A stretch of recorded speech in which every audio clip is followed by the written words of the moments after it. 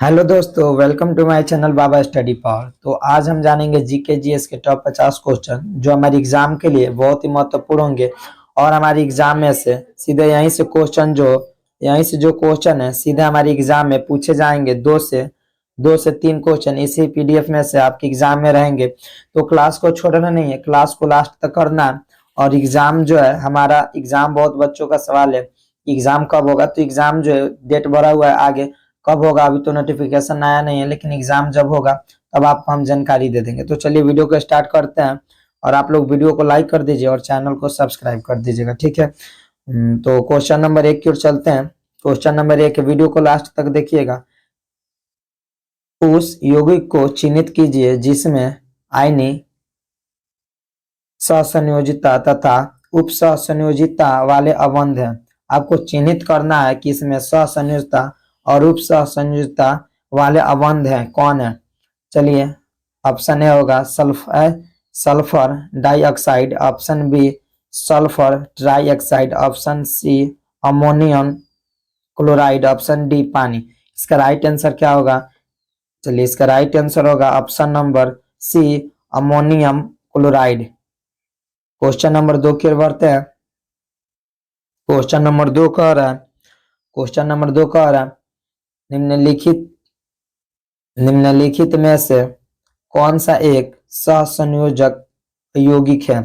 निम्नलिखित में से कौन सा एक सहसंयोजक यौगिक है? इसका राइट आंसर क्या होगा? Sodium chloride, carbon tetrachloride, option C calcium chloride, option D magnesium chloride, magnesium fluoride. चलिए, इसका राइट आंसर क्या होगा? तो 2 का राइट आंसर क्या होगा? चलिए, 2 का right answer option number B हो जाएगा, कार्बन टेट्राक्लोराइड। ठीक है, बहुत ही बढ़िया। आप लोग जो है आंसर को कमेंट में लिख दीजिए, कमेंट में अपना आंसर लगाते रहिए। चलिए, क्वेश्चन नंबर 3 है। क्वेश्चन नंबर 3 कह रहा है स्थिर ताप पर किसी गैस का आयतन कम करने पर उसका दाब क्या होता है? यानी स्थिर ताप पर किसी गैस का आयतन कम करने पर उसका दाब क्या होता है? बढ़ता है, कम होता है, या पहले जैसे फिर बढ़ता है, या अपवर्तित होता है? क्या होगा? चलिए, बहुत ही बढ़िया। 3 का राइट आंसर हो जाएगा ऑप्शन नंबर सी। क्या होता है? बढ़ता है। यानी किसी स्थिर ताप पर किसी गैस का आयतन कम करने पर क्या होता है? उसका दाब बढ़ता है। ठीक है, चलिए क्वेश्चन नंबर 4 की ओर चलते हैं। आप लोग वीडियो को लाइक कर दीजिएगा और चैनल को सब्सक्राइब कर दीजिए कि मेरा भी चैनल मोनेटाइज हो जाए और आप लोगों का सपोर्ट मिले कि सारे पीडीएफ हो, या आपके लिए मेहनत कर कर हम आपको जो है पीडीएफ और सारे सारे नोट्स आपको फ्री में प्रोवाइड कराएं। तो आप लोग अपना सपोर्ट हमें जताइए। चलिए, क्वेश्चन नंबर 4 की ओर चलते हैं। निश्चित ताप और दाब पर विभिन्न गैसों के विसरण के अपेक्षित वेग उसके घनत्व के वर्गमूल के विपरीत अनुपात में होता है। यह नियम है। यह नियम कौन सा नियम है? नियम बताना है कि निश्चित ताप और दाब पर विभिन्न गैसों के विवरण के अपेक्षित वेग वेग यानी उनके घनत्व के वर्गमूल के विपरीत अनुपात में होता है। यह कौन सा नियम है? ठीक है, नियम बताना है। किनका नियम है जी? राइट का ग्राहम का नियम, डेल्टन का नियम, बायल का नियम, चार्ल्स का नियम। चलिए, 4 का right answer option number A हो जाएगा, ग्राहम का नियम। किसका नियम था जी? ग्राहम का नियम। किसका नियम? ग्राहम का नियम। ठीक है, अगर आपको जो है आपको क्वेश्चन जो नहीं याद है, आप क्वेश्चन को स्क्रीनशॉट मार लीजिए और अपने कॉपी में लेकर इसे याद कीजिए। ठीक है, जब तक हम लेकर याद नहीं करेंगे तब तक हमारा याद जो होता है बढ़िया से ना होता है। ठीक है, चलिए क्वेश्चन नंबर 5 की ओर चलते हैं। क्वेश्चन नंबर 5 बोल रहा है कि गैसों के विसरण का नियम किसने प्रतिपादित किया था? गैसों के विसरण का नियम किसने प्रतिपादित किया था? गैसों का विसरण का नियम किसने प्रतिपादित किया था? चार्ल्स ने, ग्राहम ने, बायल्स ने, आओगो आवोगाद्रो ने। किसने किया था? चलिए, इसका राइट आंसर 5 का ऑप्शन नंबर बी हो जाएगा, ग्राहम ने। किसने किया था? ग्राहम ने। क्वेश्चन नंबर 6 की ओर चलते हैं। क्वेश्चन नंबर 6 में कह रहा है स्थिर स्थिर स्थिर दाब पर गैस का आयतन परम ताप के समानुपाती होता है। स्थिर दाब पर गैस का आयतन परम ताप के समानुपाती होता है। इसके ताप पे होता है जी, तो ग्राहम का नियम के ताप पे होता है किसके नियम पर? गैलियोसेक का नियम, चार्ल्स का नियम, बायल्स का नियम। इसका कौन सा नियम लगेगा जी? किनके किनके नियम पर जो है स्थिर दाब पर गैस का आयतन जो है परम ताप के समानुपाती होता है? किनके नियम पर? क्वेश्चन 6 का राइट आंसर क्या होगा? आंसर बताइए आप लोग जल्दी। चलिए 6 का राइट आंसर हो जाएगा option number C. Option number C, Charles का नियम। किसका जी? चार्ल्स का नियम। चलिए बहुत अच्छा। क्वेश्चन नंबर 7 की ओर चलते हैं। क्वेश्चन नंबर 7 कह रहा है कि दी हुई ताप पर गैस की एक निश्चित मात्रा के लिए दाब का मान नियत रहता है। यह कौन सा नियम है? यह कौन सा नियम है? दिए हुई ताप पर गैस की एक निश्चित मात्रा के लिए दाब का मान नियत रहता है। यह कौन सा नियम है? आपको बताना है यह कौन सा नियम है। चलिए 7 का राइट आंसर क्या होगा? 7 का राइट आंसर क्या होगा? चलिए 7 का right answer option number C हो जाएगा। ऑप्शन नंबर सी हो जाएगा वाइल्स का नियम। किसका जी है? वाइल का नियम। ठीक है, वाइल का नियम। चलिए ठीक है, बहुत ही बढ़िया। आप लोग वीडियो को लास्ट तक ऐसे ही बने रहिए, और जो वीडियो को लास्ट में हम आपको बताएंगे आपको पीडीएफ कहाँ से मिलेगा। वीडियो को आप लोग छोड़कर मत जाइए। आप वीडियो को थोड़ा सा स्पीड कर लीजिए, स्पीड कर आप वीडियो को देख लीजिए, लेकिन वीडियो को देखिए जरूर, छोड़िएगा नहीं क्लास। लेकिन आपके लिए हर एक क्लास एक रामबाण के लिए क्या कि अंतिम प्रहार है। एग्जाम बहुत ही नजदीक है। ठीक है। आयनों से बने यौगिक का सामान्य नाम क्या है? आयनों से बने यौगिक का सामान्य नाम, आयनों से बने यौगिक का सामान्य नाम क्या है बताना है। 8 का राइट आंसर क्या होगा? क्या नाम है जी? सह संयोजक, उप उप सह संयोजक, विद्युत संयोजक, इनमें से कोई नहीं। क्या हो जाएगा 8 का जी? चलिए इसका राइट आंसर क्या हो जाएगा? Right answer option number C हो जाएगा, विद्युत संयोजक। क्या हो जाएगा? ऑप्शन नंबर सी, विद्युत संयोजक। चलिए अगले क्वेश्चन फिर बढ़ते हैं। क्वेश्चन नंबर 9 क्या कह रहा है? क्वेश्चन नंबर 9 बोला है द्रवित सोडियम क्लोराइड विद्युत धारा प्रवाह का प्रवाह का सकता है क्योंकि इसमें उपस्थित होते हैं। क्या होता है? उपस्थित होता है। द्रवित सोडियम क्लोराइड विद्युत धारा प्रवाह का सकता नहीं, प्रवाह हो सकता है होगा नहीं जी, यहाँ पर थोड़ा प्रवाह हो सकता है क्योंकि इसमें उपस्थित होता है। कौन सा उपस्थित होता है? कि विद्युत है, जो विद्युत धारा है प्रवाहित होता है। कौन सा उपस्थित? इसमें कौन सी उपस्थित होगा? मुक्त अणु, सोडियम तथा क्लोरीन के परमाणु, मुक्त इलेक्ट्रॉन या मुक्त आयरन। क्या होगा उपस्थित? क्या होगा? राइट का आंसर क्या होगा? आप लोग कमेंट बताइए। चलिए राइट का आंसर है, राइट आंसर हो जाएगा 9 नंबर का मुक्त है। राइट आंसर हो जाएगा, राइट आंसर हो जाएगा मुक्त आयन। क्या हो जाएगा? मुक्त आयन। क्वेश्चन नंबर 10 की ओर बढ़ते हैं। क्वेश्चन नंबर 10 बोल रहा है एक गैस विसरण के दर, एक गैस विसरण की दर क्या होगा? ऑप्शन ए हो जाएगा अणु भर के वर्गमूल के व्यक्त क्रम अनुपाती होती है, या अणु भर के वर्गमूल के अनुक्रमानुपाती होता है, या ऑप्शन नंबर सी होगा अणु भर के अनुक्रमानुपाती, या ऑप्शन नंबर डी होगा घनत्व के अनुक्रमानुपाती होता है। क्या होगा? एक गैस विवरण के दर से क्या होता है? 10 का राइट आंसर क्या होगा जी? 10 का right answer option number A हो जाएगा। ऑप्शन नंबर ए हो जाएगा अणु भर के वर्गमूल के व्यक्तिक्रमानुपाती होती है। ठीक है, चलिए बहुत ही बढ़िया। आप लोग ऐसे ही जो है कमेंट में अपना अपना आंसर अपना कमेंट में अपना आंसर लिखते रहिएगा, और वीडियो के लास्ट में हम आपसे कुछ बात करेंगे।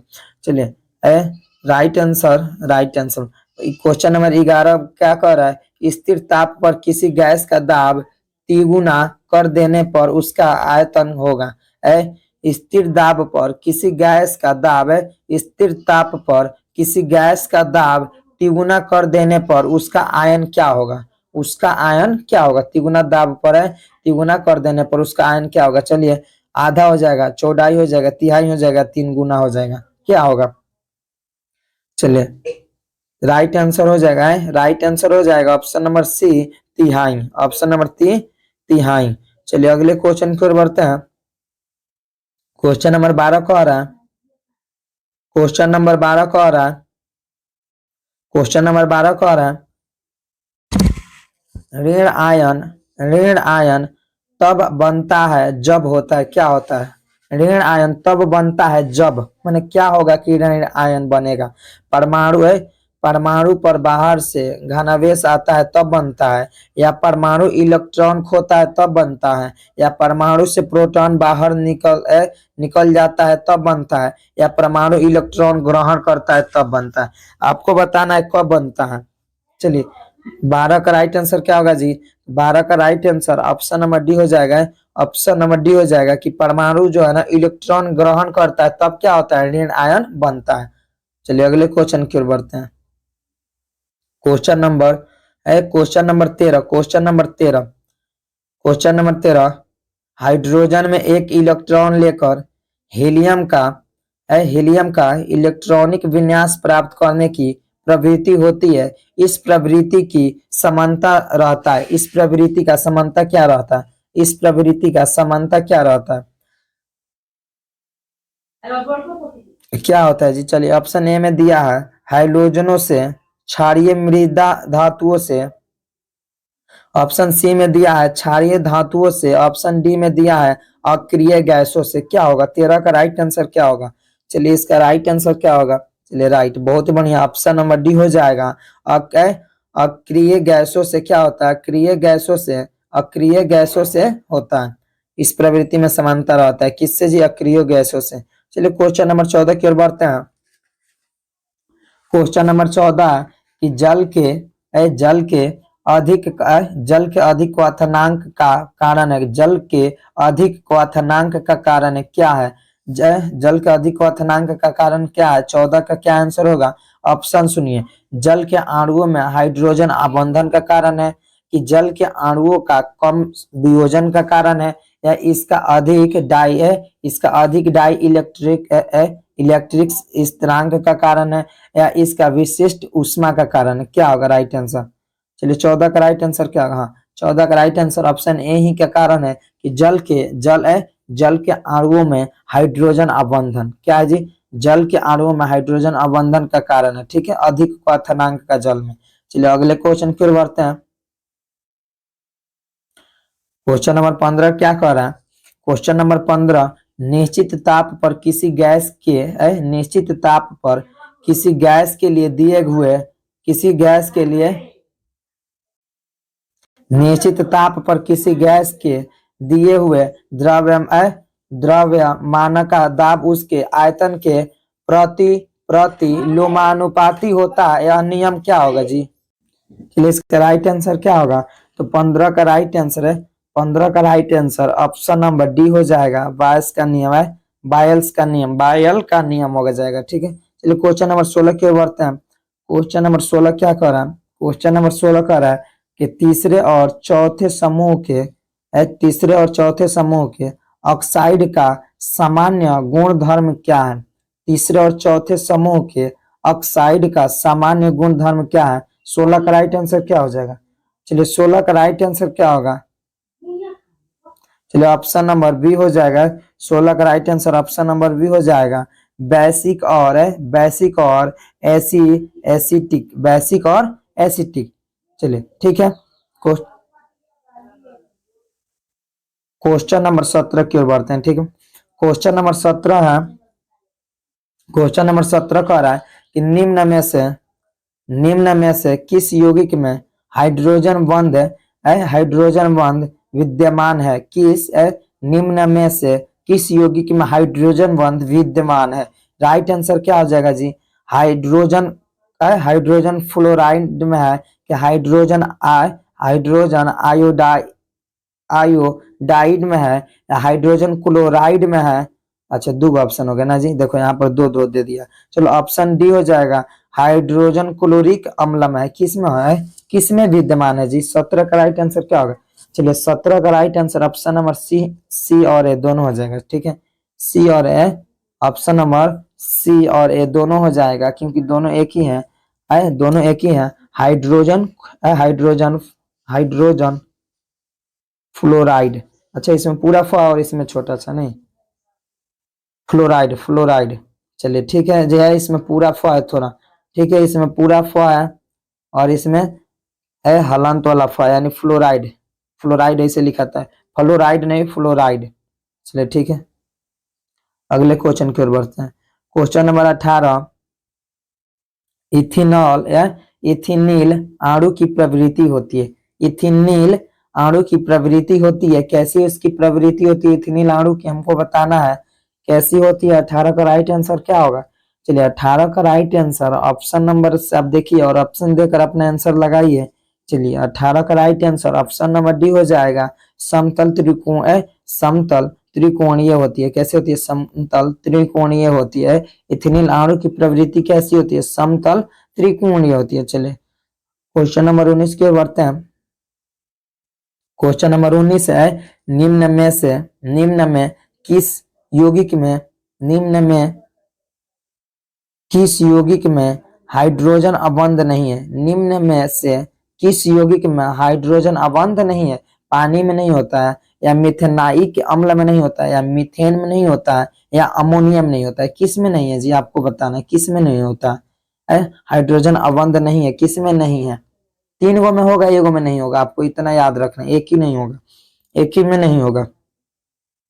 चलिए 19 का आंसर क्या होगा जी, चलिए 19 का देखिए, पानी में जो है, पानी में हाइड्रोजन अबंधन है जी, पानी में है, उसके बाद है मिथेनोइक में भी है, अमोनिया में भी है, तो किस में नहीं है जी, किस में नहीं है, तो ऑप्शन नंबर सी में मीथेन में नहीं है, किस में नहीं है, मीथेन में नहीं है, ठीक है। क्वेश्चन नंबर 20, क्वेश्चन नंबर 20 को आ रहा है, सहसंयोजक यौगिक के सहसंयोजक यौगिक के द्रवणांक तथा क्वथनांक निम्न होते हैं क्योंकि, निम्न होते हैं क्योंकि, क्यों होते हैं जी निम्न, निम्न होते हैं क्योंकि, राइट आंसर क्या होगा, इनमें आंतरिक बल कमजोर होता है या जल में इसका आयनन नहीं होता है या ऑप्शन नंबर सी में यह कम क्रियाशील होता है या ऑप्शन डी होगा ये प्राय जल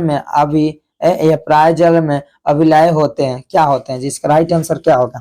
चलिए 20 का राइट आंसर हम बता रहे हैं, 20 का right answer option number C हो जाएगा, यह कम क्रियाशील होते हैं, क्या होते हैं, सहसंयोजक यौगिक के द्रव्यंक और क्वथनांक निम्न में होते हैं, क्या होते हैं, तो ये कम क्रियाशील के होते हैं। चलिए अगले क्वेश्चन को बढ़ते हैं, चलिए अगला क्वेश्चन का है, अगले क्वेश्चन का आंसर जो आप लोग कमेंट में कीजिए। चलिए आज जो है बस इतने ही रहने देते हैं, आप लोग कमेंट कीजिए। हाँ बोल रहे थे अगर आपको पीडीएफ चाहिए तो अगर आपको पीडीएफ चाहिए तो आप इस नंबर पर कांटेक्ट कर सकते हैं, आपको पीडीएफ भेज दिए जाएंगे, ठीक है, भेज दिए जाएंगे और आपकी एग्जाम तक जो भी दिक्कत होगा हम आपकी सपोर्ट करेंगे, आप हमारी सपोर्ट कीजिए और हम आपकी सपोर्ट करेंगे, ठीक है। तो मिलते हैं अगली वीडियो में, तब तक के लिए जय हिंद जय भारत।